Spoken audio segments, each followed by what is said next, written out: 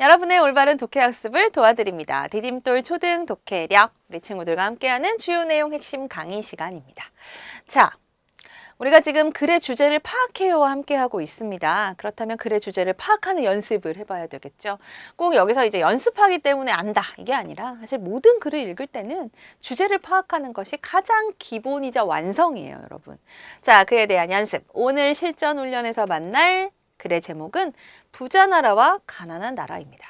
제목에서 우리가 짐작할 수 있는 것은 이 두 가지 경우를 좀 비교하는 내용이 아닐까 하는 생각이 들어요. 대상이 두 가지가 나왔기 때문에. 자, 어떤 내용일까? 경제하고도 관련된 얘기인 것 같죠. 왜냐하면 나라의 여러 가지 일 가운데서 부자, 가난에 대해서 말을 하고 있는 것 같으니까요. 자, 이와 같은 생각을 하면서 이제 글을 읽어보겠습니다. 세계보건기구에서 일하는 한 연구원이 세계 식량 공급에 관한 보고서를 만들다가 깜짝 놀랐어요. 왜 놀랐을까요? 그동안 세계의 식량 생산과 공급이 조금씩 늘어나 그냥 보면 세계의 모든 사람이 배불리 먹고도 남을 정도였어요. 그러니까 지구상에서 생산되는 그 식량 다 조사를 해봤더니 지구상에 있는 존재하는 사람들이 모두 다 배불리 먹고 남을 만큼 우리가 생산을 해. 그러면 굶주리는 사람은 없겠구나 라는 결론에 도달할 수가 있는데 해마다 수많은 어린이가 영양실조에 시달리는 게 아니겠어요? 아니, 이게 무슨 얘기입니까? 영양실조가 뭐죠? 우리 친구들, 우리 교재에 보면 그 회차에 꼭 필요한, 꼭 알아야 되는 어휘들 정리해 놓은 페이지 있습니다.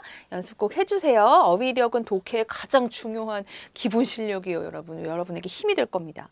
영양실조는 영양소의 부족으로 일어나는 신체 이상 상태예요. 영양소의 부족? 이 말은 음식으로 섭취하는 영양분이 없다는 거잖아요. 아니, 어떻게 이런 일이 일어나지? 왜지? 그래서 깜짝 놀란 겁니다. 이 연구원이 깜짝 놀란 까닭이에요. 해마다 수많은 어린이가 영양실조에 시달리고 있다는 것을 알았기 때문에. 어떻게 해서 이런 일이 벌어진 걸까? 전 세계에서 생산되는 곡식이면 모든 사람이 먹고도 남는데 어디에 문제가 있는 걸까? 오늘날 세계에서 생산되는 곡식의 양이면 70억 명이 넘는 세계 인구가 넉넉히 먹고 살 수 있을 정도예요. 이렇게 음식이 충분한데 해마다 전 세계의 수많은 어린이가 굶주림에 시달리다가 죽어간다니요. 게다가 많은 청소년과 어른도 심한 영양실조에 걸려 죽어가고 있다니 도대체 무슨 영문일까요? 막 질문이 나와 있는데 그러게 우리도 궁금합니다. 질문을 통해서 궁금증을 유발하면서 뒷 내용으로 자연스럽게 이렇게 집중할 수 있게 해주네요. 자, 가보죠. 왜 그러는 걸까요? 그는 동료 연구원에게 그 이유를 물었어요. 동료 연구원은 침울한 목소리로 대답했어요. 전 세계의 식량을 합치면 모든 사람이 먹고 사는데 충분해. 그러나 나라마다 경제 수준이 달라. 어떤 나라는 식량이 남아돌고 어떤 나라는 모자라. 어린이들이 굶어 죽는 거야. 자, 굶어 죽는 어린이들이 생기는 이유가 나와 있네요. 뭐가 달라서? 나라마다 경제 수준이 달라서. 정말 안타깝습니다. 그러니까 한쪽에서는 음식이 남아돌아요. 그래서 막 버려요. 근데 한쪽에서는 먹을 게 없어서 영양실조에 시달리다가 굶어 죽어간다는 거죠. 그 말을 들은 연구원은 세계에서 잘 사는 나라들과 가난한 나라들을 비교해봤다. 그랬더니 결과 가난한 나라들의 경제적 힘은 잘 사는 나라의 5%도 안 된대요. 이게 뭐냐? 잘 사는 나라의 국민들은 가난한 나라의 국민들보다 20배가 넘는 양의 빵을 가지고 있는 것과 마찬가지였죠.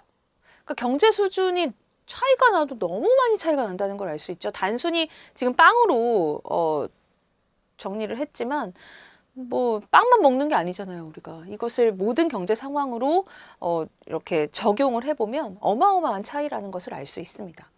가난한 나라의 아이가 빵 1개를 먹을 때 부자 나라의 어린이는 빵 20개를 먹을 수 있다니. 그러니까요. 자, 이제 이걸 알았으니까 어떻게 해야 될까? 라는 생각을 해볼 수가 있겠죠. 그는 더 놀라운 사실을 발견했어요. 부자 나라와 가난한 나라의 격차가 점점 더 벌어지고 있다는 사실이었어요. 그러니까 지금은 20개의 차이지만, 그러니까 1대 20의 차이지만 앞으로 이 차이가 더 벌어질 수 있다는 거죠. 시간이 갈수록 그 차이가 더 벌어지고 있었어요. 결국 가난한 나라의 아이들은 기아라고 하는 건 뭔지 잘 모르겠지만 지금 나오는 내용을 통해서 굶어 죽는 것을 말하는 거구나 라고 짐작해 볼 수 있겠죠. 이렇게 모르는 낱말의 뜻은 앞뒤 내용 통해서 짐작해보고 국어사전 통해서 정확한 뜻을 파악하는 겁니다. 자, 벗어날 수 없다는 말인가? 방법이 없을까? 그러니까요. 자, 이제 그 방법에 대한 내용, 이제 우리가 함께 고민해 봐야 된다는 겁니다. 이쯤 읽으니 이 글에서 말하고자 하는 중심 생각이 무엇인지 알 수 있겠죠. 이처럼 부자 나라와 가난한 나라 사이의 격차는 세계의 모든 사람이 가장 먼저 풀어야 할 심각한 문제가 되었어요. 이러한 빈부격차와 함께 제3세계 나라 국민들의 영양실조 문제가 특히 심각하답니다. 우리가 엄마와 아빠한테 음식 투정을 부릴 때 가난한 이웃과 가난한 나라의 아이들은 굶주림에 시달리다가 죽어가고 있다는 사실을 결코 잊지 말아요. 결코 잊지 말라고 말하기 위해서 이 글을 썼어요. 이 부분에서 바로 이 글의 주제, 글에 나타난 글쓴이의 중심 생각을 찾을 수 있네요. 그러니까 이제 부자 나라와 가난한 나라의 격차가 얼마나 되는지를 알려주고, 그러다 보니 이제 지금 보면 문제가 그냥 뭐 어느 정도 차이가 있다 여기서 끝나는 게 아니라 가난한 나라의 사람들이 너무 많이 굶어가고 있습니다. 심지어 아이들이 이렇게 굶어서 생명을 잃게 되는 이런 위험에 처해 있다니 우리가 가만히 있을 수 없잖아요. 그래서 이들을 도울 수 있는 방법을 생각해 보도록 하기 위해서 이 글을 썼다라는 것이죠. 자, 그러면 문제를 만나보겠습니다. 자, 기역의 까닭으로 알맞은 것을 골라 기호를 쓰래요. 자, 기역은 바로 글의 맨 앞부분의 내용이었죠. 세계보건기구에서 일하는 한 연구원이 세계 식량 공급에 관한 보고서를 만들다가 깜짝 놀랐는데 그 까닭이 뭐냐? 글에 나옵니다. 여러분, 이런 문제 나왔을 때 우리가 이걸 내용 읽어봤다고 어느 정도 안다고 머릿속에서 그냥 떠오르는 대로 고르면 안 돼요. 이런 문제는 다 글 속에서 답을 찾을 수가 있거든요. 글 속에서 단서가 되는 내용을 찾아서 답을 골라야 합니다. 자, 그 깜짝 놀랐어요. 다음 내용을 보면 해마다 수많은 어린이가 무엇에? 영양실조에 시달리고 있어서. 그러니까 모든 사람이 배불리 먹고도 남을 정도로 식량은 생산이 되는데 왜 굶어 죽는 아이들이 생겨나느냐. 그래서 놀란 것이죠. 자, 그 까닭에 대한 내용은 나에 나와 있습니다. 전 세계에서 생산되는 식량은 모든 사람이 먹고 남을 정도로 늘어났는데 해마다 수많은 어린이가 영양실조에 시달리고 있기 때문에 그렇죠. 가의 내용은 관계가 없죠. 따라서 답은 나가 됩니다. 자, 이어지는 문제 볼까요?